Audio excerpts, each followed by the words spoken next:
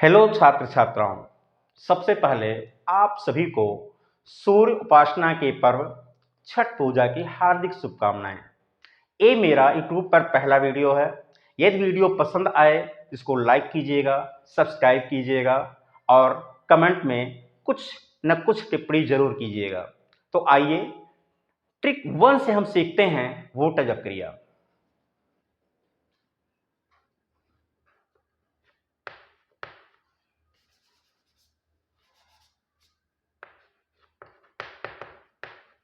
Trick 1,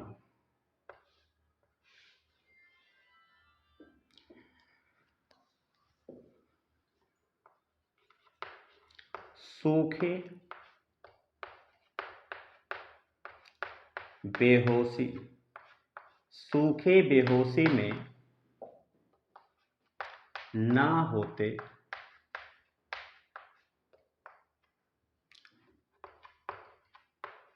जुड़वे राक्षस से वोटज।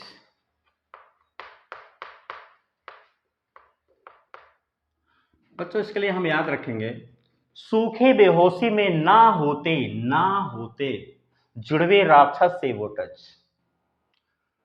हाँ, एक बात और ध्यान देंगे, यदि किसी ट्रिक में जहां में लगा होता है, में के पहले जो शब्द आता है, में के पहले आया सूखे बेहोशी, तो समझ लीजिए इसी की उपस्थिति में ये रिएक्शन होने वाला है। कौन सा रिएक्शन होने वाला है ये ट्रिक बताएगा। तो में के पहले आ गया सूखे बेहोशी। तो एक बात दिमाग में रखिएगा, मैं अपने ट्रिकों में यदि कहीं बेहोश शब्द यूज किया हूं, बेहोश, तो बेहोश के लिए हम ईथर का प्रयोग करते हैं, इसके जगह पर ईथर आएगा। और एक बात और जान लीजिएगा, यदि कहीं मूर्छित शब्द का प्रयोग होता है तो इसके लिए हैलोफार्म CH3, हैलोफार्म जैसे क्लोरोफार्म, ब्रोमोफार्म, इसका प्रयोग हम करते हैं। तो इन बातों को दिमाग में रखेंगे। बेहोश शब्द यहां आया है, बेहोश के लिए हम ईथर का प्रयोग करेंगे। तो सूखे बेहोशी में, तो में का मतलब हो गया कि इसकी उपस्थिति में क्रिया हो रही है, और सूखे बेहोशी यानी ड्राई ईथर, यहां हम ड्राई ईथर का प्रयोग करेंगे। इसकी उपस्थिति में समझ लीजिए क्रिया होने जा रही है। सूखे बेहोशी में ना होते, ना का मतलब हो गया Na सोडियम।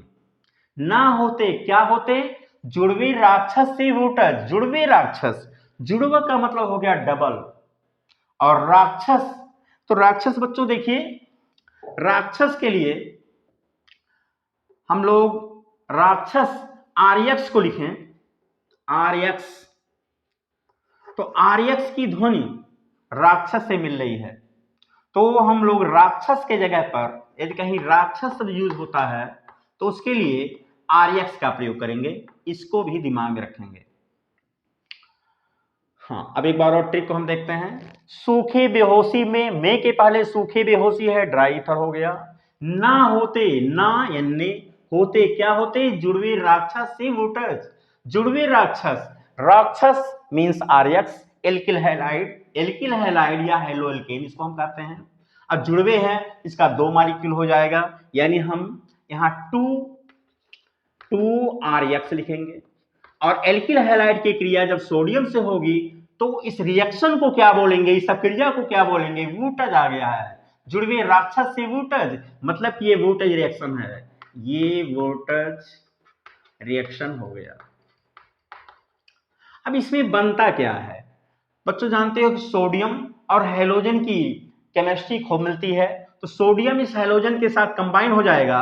और चूंकि हैलोजन यहाँ 2 है, तो 2 हैलोजन से कंबाइन होने के लिए सोडियम का भी 2 परमाणु चाहिए, कि हम 2 का गुणा कर देंगे। तो इस तरह से ये मिल करके बना लेगा 2NaX। क्या बना लेगा, ये बना लेगा 2NaX, सोडियम हैलाइड का 2 अणु बना लेगा। और यहां देखिए एल्किल है, और ये चूंकि दो पर यानी एल्किल 2 है, तो R और R जुड़ जाएगा, तो ये बन जाएगा R सिंगल बॉन्ड R। ये है एल्केन, क्या बन गया, एल्केन बन गया। लेकिन कैसा एल्केन है, सममित एल्केन है, सिमेट्रिकल। ये बन गया सिमेट्रिकल सिमेट्रिकल एल्केन। इस सिमेट्रिकल एल्केन क्या होता है बच्चों? सिमेट्रिकल एल्केन का मतलब हुआ, सममित एल्केन का मतलब हुआ, यदि यहाँ एल्किल हैलाइड में एक कार्बन है तो यहाँ 2 कार्बन हो जाएगा, यदि यहाँ 2 कार्बन है तो यहाँ 4 हो जाएगा, यहाँ 3 है तो यहाँ 6 हो जाएगा, यहाँ 4 है तो यहाँ 8 हो जाएगा, यहाँ 5 है तो यहाँ 10 हो जाएगा। मतलब हमेशा यहाँ सम संख्या में ही कार्बन रहेगा, कभी भी ये विषम संख्या में एल्केन यहाँ नहीं बन सकता है। यदि यहाँ प्रोपेन हमको बनाना हो तो नहीं बना सकते इस वोल्टेज क्रिया से। जब भी बनाएंगे तो 2 कार्बन वाला या तो एथेन बनेगा या तो 4 कार्बन वाला ब्यूटेन बनेगा, ऐसे करके बनते जाएंगे। तो सूखे बेहोशी में ना होते जुड़वे राक्षस से वोल्टेज, इसकी सहायता से हम वोल्टेज अपक्रिया के लिए समीकरण ले आए। अब इस समीकरण की सहायता से मान लीजिए हमको बोर्ड में पूछा जाता है कि इसकी परिभाषा लिखिए या इस पर टिप्पणी लिखिए, वो कैसे लिखेंगे जरा उसको समझने की कोशिश कीजिए। तो यहां हेडिंग लिख लेंगे वोल्टेज अपक्रिया, वोल्टेज अभिक्रिया, वोल्टेज रिएक्शन।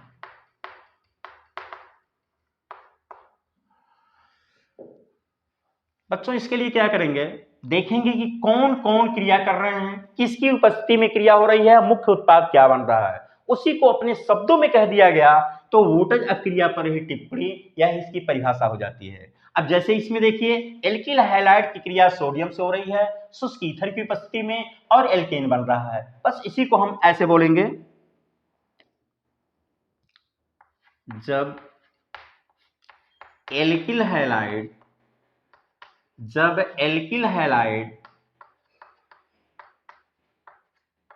या हैलो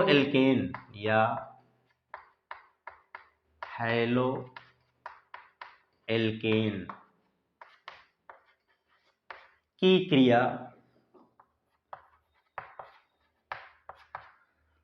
शुष्क ईथर की उपस्थिति में सोडियम धातु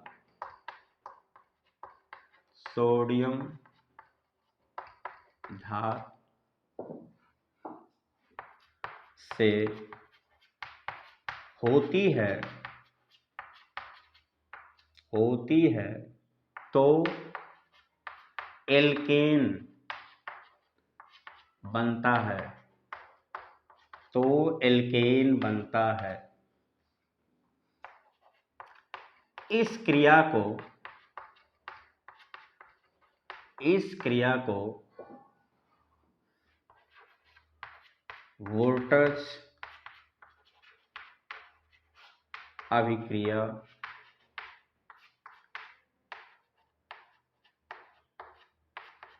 कहते हैं। जैसे